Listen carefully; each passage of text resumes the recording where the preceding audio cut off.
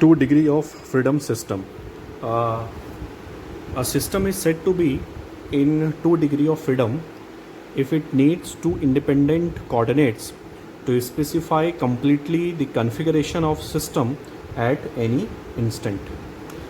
So in 2 degree of freedom system there will be two independent coordinates, okay, and these two independent coordinates are required to specify the configuration of the system or to specify the complete motion of the system. Like as we studied the 1 degree of freedom system, I am taking a simple example of a spring mass system. So in this condition, this mass needs only one coordinate to specify its configuration. That is why this system will be known as 1 degree of freedom system, while this system in which there are two masses, okay, and two springs attached with two springs. Let us assume that the stiffness of the springs are K1 and K2. So in this condition, mass M1 will move independently with respect to M2, and mass M2 will move independently with respect to M1. Fine. So we need two coordinates to specify the the configuration of this whole system. So one coordinate required for this mass and second coordinate is required for this second mass M2, and we can say that this is a 2 degree of freedom system since we require two independent coordinates x1 and x2. Likewise, in this case it is a case of double pendulum. So you can imagine that the motion of this first pendulum or the configuration of this first pendulum and this configuration or motion of the second pendulum, it can be we have to give two coordinate to represent these two pendulum. तो पहले वाले के लिए हमने जो दिया है coordinate वो क्या है θ1, सेकंड वाले के लिए जो हमने कोऑर्डिनेट दिया है वो क्या है θ2. तो यहाँ पर भी हमको दो कोऑर्डिनेट्स की ज़रूरत पड़ रही है, इसीलिए दो इंडिपेंडेंट कोऑर्डिनेट्स की ज़रूरत पड़ रही है, इसलिए हम कह सकते हैं कि ये सिस्टम जो है डबल पेंडुलम जो है ये 2 डिग्री ऑफ फ्रीडम सिस्टम का एग्जांपल है. सो वेरी सिंपल, कोई भी सिस्टम है अगर वो उसमें दो कोऑर्डिनेट्स की ज़रूरत पड़ रही है उसके मोशन को स्पेसिफाई करने के लिए, उसके कन्फिगरेशन को कम्प्लीटली दिखाने के लिए, तो हम कह सकते हैं कि वो सिस्टम जो है 2 डिग्री ऑफ फ्रीडम सिस्टम का एग्जांपल है. अब 2 डिग्री ऑफ फ्रीडम सिस्टम जो है उसमें हम अनडैम्ड फ्री वाइब्रेशन केस भी देख सकते हैं. हो सकता है कि कुछ ऐसे एग्जांपल्स हों जो कि अनडैम्ड फ्री वाइब्रेशन हो.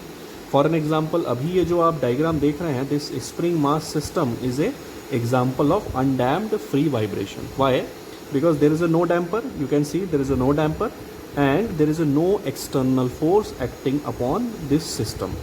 तो हम क्या करेंगे, इनिशियली हम इसको डिस्टर्ब करके छोड़ देंगे और फोर्स हटा देंगे. तो हम जानते हैं कि अगर हम इनिशियली किसी सिस्टम में फोर्स लगा के हटा देते हैं तो हम ये मानते हैं कि उसमें कोई भी फोर्स नहीं लगा है. तो इस कंडीशन को हम क्या बोलेंगे, इस सिस्टम को हम क्या बोलेंगे, this is an example of undamped free vibration in 2 degree of freedom system. Fine. Damped free vibration, so in this case what will happen, अगर मैं यहाँ पर एक डैम्पर लगा दूँ मास M1 और मास M2 के बीच में, तो उस कंडीशन में मैं इसको बोलूँगा डैम्प्ड फ्री वाइब्रेशन, कोई फोर्स नहीं होगा लेकिन. और थर्ड केस क्या है, फोर्स्ड वाइब्रेशन. इसका मतलब क्या है कि मैं इसमें कोई एक्सटर्नल फोर्स लगा दूँ. तो एक्सटर्नल फोर्स लगाने से जो है इसमें या तो मैं इसको डैम्प्ड कंडीशन या अनडैम्प्ड कंडीशन दोनों में ले सकता हूँ. मीन्स डैम्पर लगा है तो भी फोर्स मैं लगा सकता हूँ या डैम्पर हटा के भी फोर्स लगा सकता हूँ. ओके, तो force vibration can also be encountered in case of undamped and in case of damped. तो हमको जो ज़्यादा पढ़ना है, हमारे जो सिलेबस में जो ज़्यादा इंपॉर्टेंट है, that is the undamped free vibration. Means इसमें ना ही आपका डैम्पर होगा ना ही कोई एक्सटर्नल फोर्स होगा. अभी तक जो हमने यूनिट 1, यूनिट 2 और यूनिट 3 में पढ़ा हुआ है वो सभी जो है single degree of freedom system हमने देखा है. तो वहाँ पर जो हमने देखा था कि किसी भी सिस्टम को हमने किसी एक कोऑर्डिनेट से दिखाया था, चाहे वो x1 हो चाहे वो θ1 हो. लेकिन अब जो हम एग्जांपल्स देखने वाले हैं, अब जो हम प्रॉब्लम्स करने वाले हैं, इसमें 2 डिग्री ऑफ फ्रीडम सिस्टम होंगे ओके, चाहे मीन्स लीनियर है तो x1 x2 हो सकता है, एंगुलर है तो θ1 θ2 हो सकता है। इस तरह से हम इसको प्रॉब्लम को देखेंगे। एक चीज़ हमको नोटिस करना है that when we studied single degree of freedom system, so in that condition there was one natural frequency। तो single degree of freedom system के लिए एक नेचुरल फ्रीक्वेंसी निकल के आती थी, ये हमने देखा है। लेकिन अब क्योंकि यहाँ पास 2 डिग्री ऑफ फ्रीडम है, मतलब यहाँ पास 2 इंडिपेंडेंट कोऑर्डिनेट की आपको ज़रूरत है, तो इस कंडीशन में कितने नेचुरल फ्रीक्वेंसी आएंगे? 2 नेचुरल फ्रीक्वेंसी आएंगे। तो मान लीजिए अगर इस केस की मैं बात करूँ तो कितना नेचुरल फ्रीक्वेंसी आएगा? एक नेचुरल फ्रीक्वेंसी आएगा। लेकिन क्योंकि ये 2 डिग्री ऑफ फ्रीडम सिस्टम है तो इसमें कितने नेचुरल फ्रीक्वेंसी आएंगे? 2 नेचुरल फ्रीक्वेंसी आएंगे, ओमेगा n1 और ओमेगा n2। एक चीज़ बहुत इंपॉर्टेंट यहाँ नोटिस करने वाली बात यह है कि किसी भी पर्टिकुलर इंस्टेंट पे ये सिस्टम या तो इस ओमेगा n1 पे वाइब्रेट करेगा या तो ओमेगा n2 पे वाइब्रेट करेगा। इसका मतलब ये है कि ऐसा नहीं हो सकता कि पर्टिकुलर किसी इंस्टेंट पे ये सिस्टम दोनों ही नेचुरल फ्रीक्वेंसी पे वाइब्रेट करे, एक ही टाइम पे दोनों नेचुरल फ्रीक्वेंसी पे वाइब्रेट करे, ऐसा पॉसिबल नहीं हो सकता। या तो पूरा सिस्टम जो है या ओमेगा n1 पे करेगा या पूरा सिस्टम ओमेगा n2 पे वाइब्रेट करेगा। तो इस चैप्टर पे हम जो निकालने वाले हैं, हम जो इंटरेस्टेड हैं, सबसे पहला कि नेचुरल फ्रीक्वेंसी क्या होगी, means omega n1 and omega n2 क्या होगा। क्योंकि हमने कहा 2 नेचुरल फ्रीक्वेंसी निकलेंगे, तो ये 2 नेचुरल फ्रीक्वेंसी कैसे निकालेंगे और क्या होगी। नंबर 2 जो कि बहुत इंपॉर्टेंट है इस चैप्टर के हिसाब से, वो है प्रिंसिपल मोड। प्रिंसिपल मोड, तो हम इस चैप्टर में प्रिंसिपल मोड निकालने वाले हैं। और थर्ड जो है शेप मोड हम निकालने वाले हैं। तो इन 3 चीज़ों को जो है हम यहाँ देखने वाले हैं इस चैप्टर में। So we are taking an example of, very simple example of a spring mass system which is in 2 degree of freedom, because you can see that there are 2 masses and we need 2 independent coordinates, that is x1 and x2, to define the configuration of this system. So in this case I am assuming that x2 is greater than x1. Okay, so the displacement of this mass would be greater in comparison to the displacement of this mass, and the direction of both the masses is in the downward direction I am taking right now. So as we studied, अभी हमने देखा कि क्योंकि ये 2 degree of freedom system है, तो इसमें कितनी नेचुरल फ्रीक्वेंसी होगी? 2 नेचुरल फ्रीक्वेंसी होगी। और इस 2 नेचुरल फ्रीक्वेंसी में से किसी एक नेचुरल फ्रीक्वेंसी पे जो है ये मोशन, ये वाइब्रेशन को एग्जीक्यूट कर रहा होगा। फाइन। तो अगर मैं इसका फ्रीक्वेंसी निकालना चाहता हूँ, if I want to calculate the frequency, in that condition I have to make the equation. अब मैं इसका इक्वेशन कैसे निकालूंगा? तो सबसे पहले before making the equation we need a free body diagram. तो जितने मास होंगे उतने फ्री बॉडी डायग्राम बनेंगे। तो सबसे पहले हम मास ले लेते हैं m1, इसका फ्री बॉडी डायग्राम बनाते हैं। अब ये देखिए, ये मास जो है m1, ये x1 से डिस्प्लेस हो रहा है नीचे की तरफ। तो इस पे जो फोर्स लगेगा, स्प्रिंग फोर्स, वो अपोजिट डायरेक्शन में लगेगा। और कितने अमाउंट का लगेगा? k1 x1 अमाउंट का लगेगा। तो एक चीज़ मैं यहाँ पास आपको बताना चाहूँगा, आप नोट कर लें।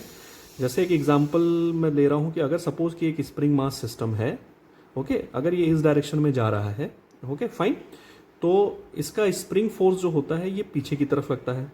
इसका मतलब ये हो गया कि जब स्प्रिंग स्ट्रेच होती है तो जो स्प्रिंग फोर्स है वो मास से बाहर की तरफ लगता है। प्लीज़ नोट, इससे आसान हो जाएगा आपके लिए। और जब आपका सपोज डिस्प्लेसमेंट इस साइड हो रहा है तो स्प्रिंग कंप्रेस होगी, और कंप्रेस जब होगी तो स्प्रिंग फोर्स इस साइड लगेगा।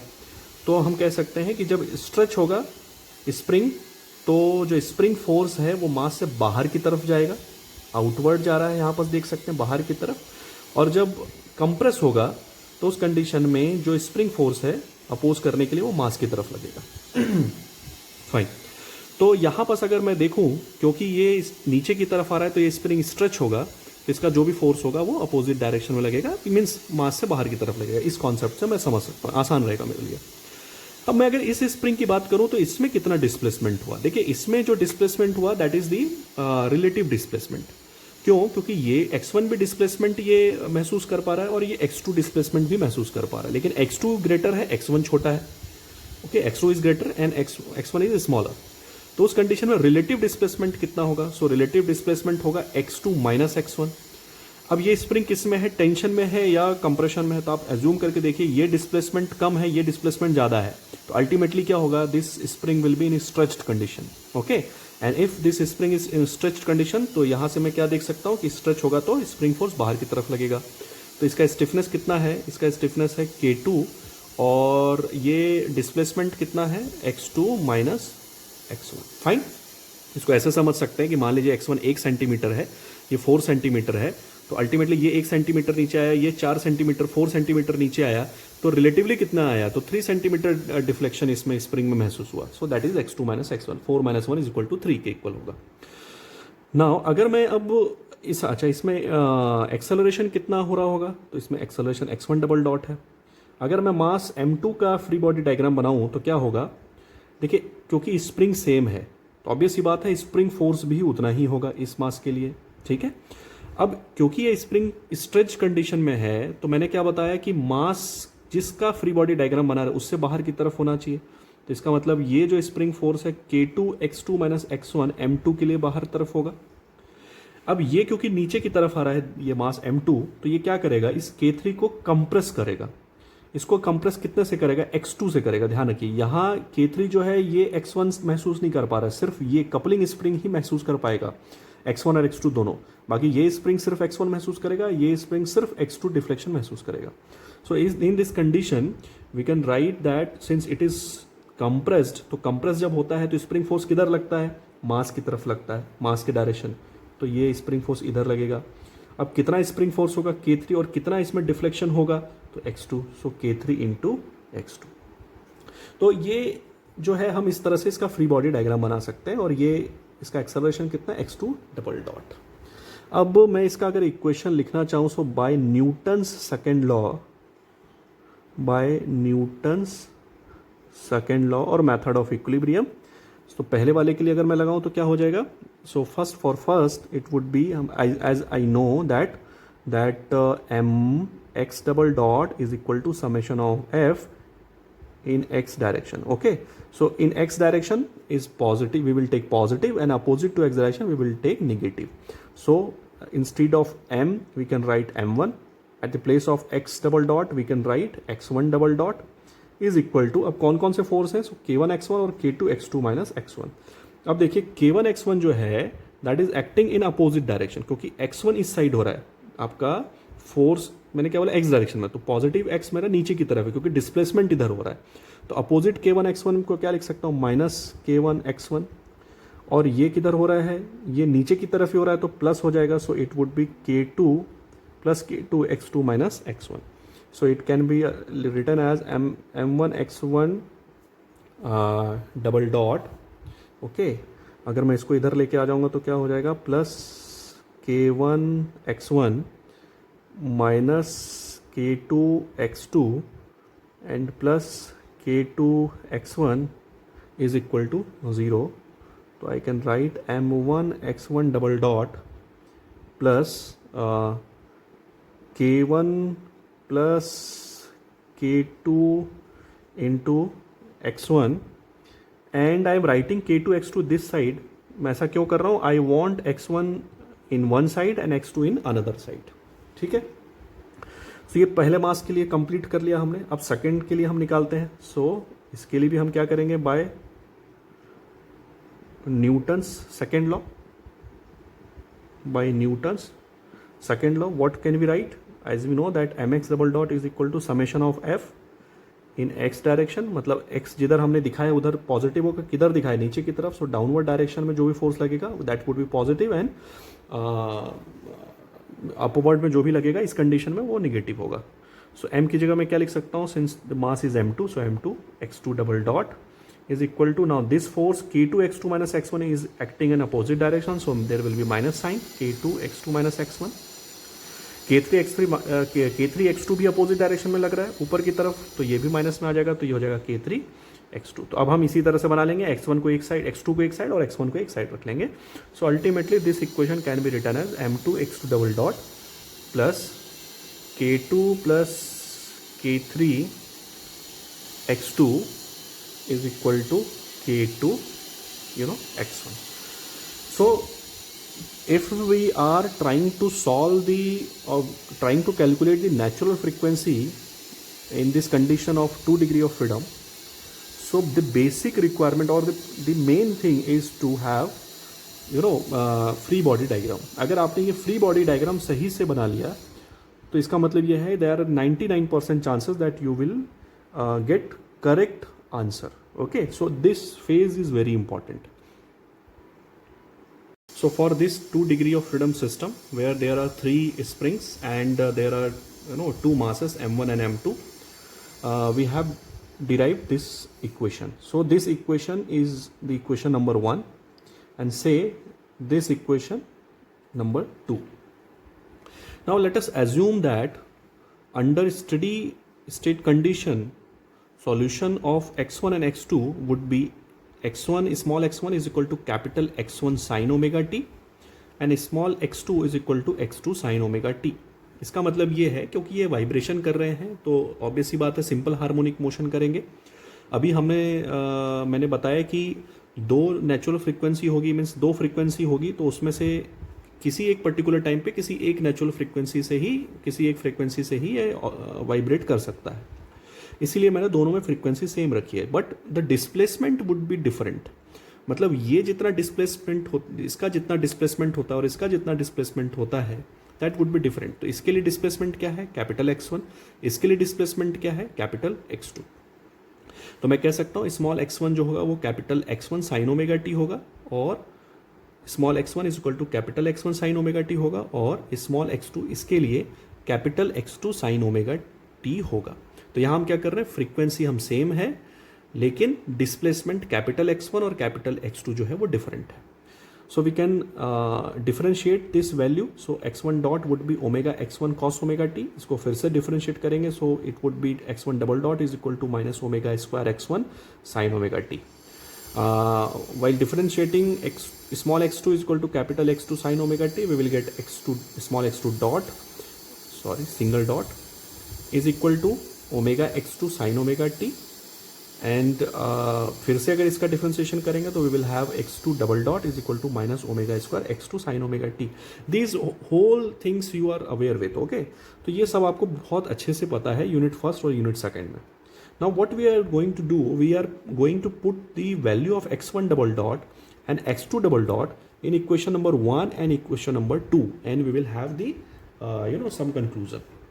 So putting x1 double dot and x2 double dot in equation number 1 and 2. सबसे पहले हम equation number 1 में put करते हैं.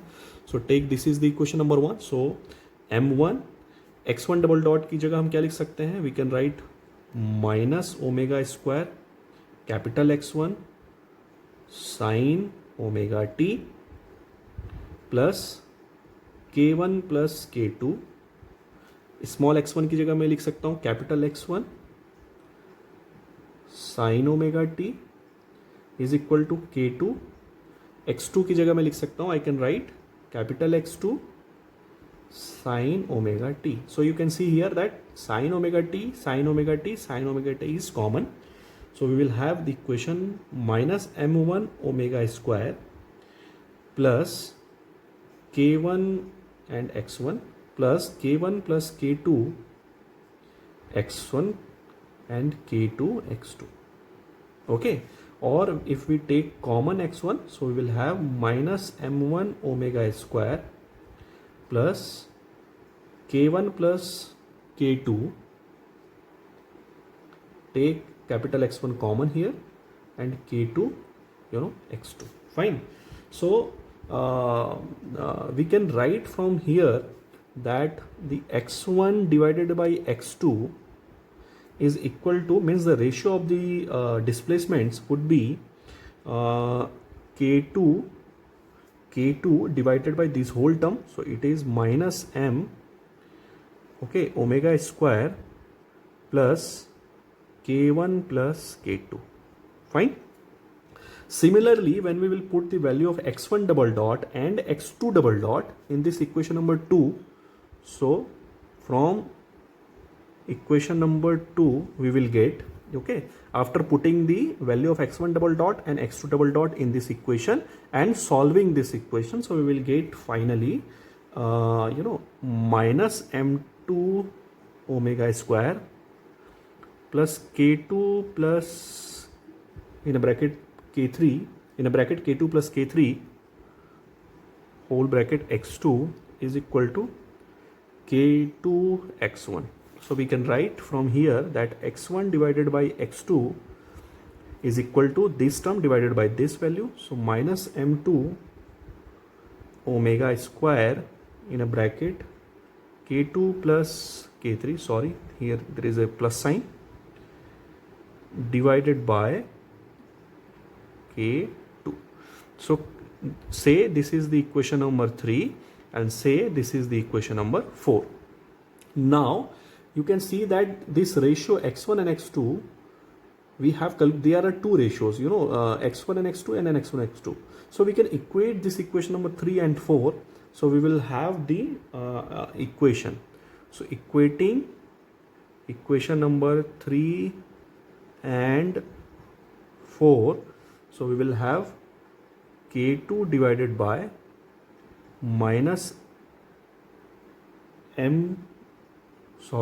one thing I missed, there is m1 m2, okay, m1 omega square plus k1 plus k2 is equal to minus m2 omega square plus k2 plus k3 divided by k2. Now we will solve this equation.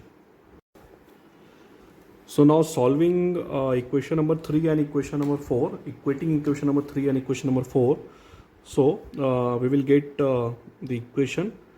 So after cross multiplication, so this m1 omega square, this m2 omega square will multiply, minus minus there will be plus sign. So m1 m2 omega square omega to the power 4. So m1 m2 omega to the power 4 minus m1 omega square into k2 plus k3. So it would be m1 k2 plus k3 omega square minus this term multiplied by this term. So it would be minus sign k1 plus k2 into m2 omega square plus this term into this term. So we are taking this value of these multiplication in the bracket. So k1 into k2 plus k1 into k3 plus k2 into k2 square plus k2 into k3, okay, is equal to k2 square. So from here this k2 square would be cancelled and we will get m1 m2 omega to the power 4 minus, if we will take minus common, so m1 k2 plus k3 plus m2 k1 plus k2 omega square plus k1 k2 k1 k3 plus k2 k3 equal to 0. And this equation is very important and this is known as the frequency equation. This equation is known as the frequency equation. So with the help of this equation we can determine the frequency. Now if we will solve this equation, if we will solve this frequency equation, so we will obtain the natural frequency. Okay, so for the simplicity I am taking, let k1 and k3 is equal to k and both the masses are equal. So m1 m2 it is equal to m. Okay, so this was the m1, this was the m2, fine, and it was a k1 k2 and k3. So we are assuming that the k1, this is spring and this is spring having the equal stiffness and the mass m1 and m2 are the same. So if we will have this condition, so putting this condition into this equation, say this is equation number 5, you will get m square omega to the power 4 minus 2m k plus k2 omega square plus k square plus 2k into k2 is equal to 0. Now if we will solve this equation, this is also the frequency equation, after having this condition. So when we will solve this equation, so we will have two natural frequency. We will obtain this value that omega n is equal to root under k1 plus k2 plus minus k2 divided by m। आप इसको solve कर सकते हैं और इसको निकाल सकते हैं। ये सिंपल क्वाड्रेटिक इक्वेशन को सॉल्व करना है। जैसे हम quadratic equation a x square plus b x plus c equal to 0 को सॉल्व करते हैं। आपको पता है कैसे सॉल्व करते हैं, minus b plus minus root under b square minus 4ac upon 2a। तो उसी तरह से हम इसको सॉल्व कर लेंगे, ठीक है। तो इस कंडीशन में when we will put plus sign, so there will be one frequency, when will put the minus sign there will be another frequency. So putting minus sign first, so we will have root under k1 plus k2 minus k2 divided by m. So k2 cancel. So this omega n1 is equal to root under, sorry, this is not the k1, this is the simple k, okay, this simple k. So k by m, and when we will put the positive sign, so we will have omega t, so it will be k plus k2 divided by m. So we will have omega n2 is equal to k plus 2k2 divided by m, ठीक है। Now the very important term, that what is the principal mode, okay, what is principal mode? As we have seen that we have, for the 2 degree of freedom system, we have derived two natural frequency, one is the omega n1 and another is the omega n2 in this condition. Now we are going to define that what is the principal mode. Look, at any time, any point in the system may execute harmonic motion, okay, fine. At any of two natural frequency, so this system will have the harmonic motion, this system will execute the harmonic motion at any of two this natural frequency। मतलब ये harmonic motion करेगा या तो omega n1 पे या तो omega n2 पे। इसी को हम बोलते हैं प्रिंसिपल मोड। इसका मतलब ये है कि आपका जो वाइब्रेटरी सिस्टम है, जब ये हार्मोनिक मोशन एग्जीक्यूट करता है तो या तो ये ओमेगा n1 पे करेगा या तो ये ओमेगा n2 पे करेगा, और इसी फिनोमिना को हम क्या बोलते हैं, इसको हम बोलते हैं प्रिंसिपल मोड ऑफ वाइब्रेशन, ठीक है। So we can have the definition that any point in system में execute harmonic vibration at any of two natural frequency, and it is known as principal mode। It is very important, it is known as principal mode। तो आपका ये vibrating system अगर omega n1 पे कर, मतलब इसके हर एक पॉइंट अगर ओमेगा n1 पे करे या ओमेगा n2 पे करे, तो इस फिनोमेना को हम क्या बोलेंगे, प्रिंसिपल मोड कहेंगे, okay. Now in equation number what we have written, x1 upon x2 is equal to k2 divided by k1 plus k2 minus m1 omega square. So we will put the value that k1 and k3 is equal to k and m1 m2 is equal to m. So this equation would be x1 upon x2 is equal to k2 divided by k plus k2 minus minus m omega square. Similarly, second equation can be obtained as k2 plus k minus m omega square divided by k2। अब इस दो equation में ये जो आपने equation यहाँ निकाले, ठीक है, पहले वाला ही इक्वेशन है, सिंपल हमने क्या किया, जहाँ k1 था वहाँ k कर दिया, जहाँ k3 था वहाँ k कर दिया, m1 जहाँ था वहाँ m कर दिया, m2 जहाँ था m कर दिया, सिंपल। अगर इस x1 x2 को अगर मैं इसमें ओमेगा की वैल्यू ओमेगा n1 रख दूँ, so at omega n is equal to omega n1 अगर मैं ऐसा कर देता हूँ, तो उस कंडीशन में हम देखेंगे that x1 divided by x2 will give you equal to +1। and when I will put the other, so it would be x1 upon x2 is equal to -1. तो ये क्या कहलाता है? This is known at the mode shape. ये क्या कहलाता है? Mode shape. ठीक है, तो इससे हमको ये पता चल रहा है कि under the condition when k1 is equal to k3 is equal to k and m1 is equal to m2 is equal to m, where there is a 3 spring, fine, 2 masses, fine. So in this condition the displacement ratio would be same. If this stiffness and this mass is same, so in this condition the displacement is the same. So x1 upon x2 is equal to +1 and x1 upon x2 is equal to -1. We will get these two terms at different natural frequency. ठीक है. Now one thing is very important, that what is the purpose of this K2? This is known as this is known as the coupling spring.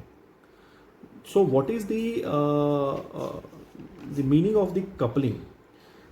The meaning of the coupling is that the motion of this m1 will be affected by m2 and this m2 will be affected by m1. So in 2 degree of freedom system are very important in as far as they introduce us to the coupling phenomena, where motion of any of two independent coordinate in general depends also on the motion of other coordinate through the coupling spring. So अगर हमसे ये question पूछा जाएगा तो हमसे इस तरह के क्वेश्चंस आते हैं, तो हमको सबसे पहले नेचुरल फ्रीक्वेंसी निकालना है और उसके बाद हमको जो है ये शेप मोड निकालना है.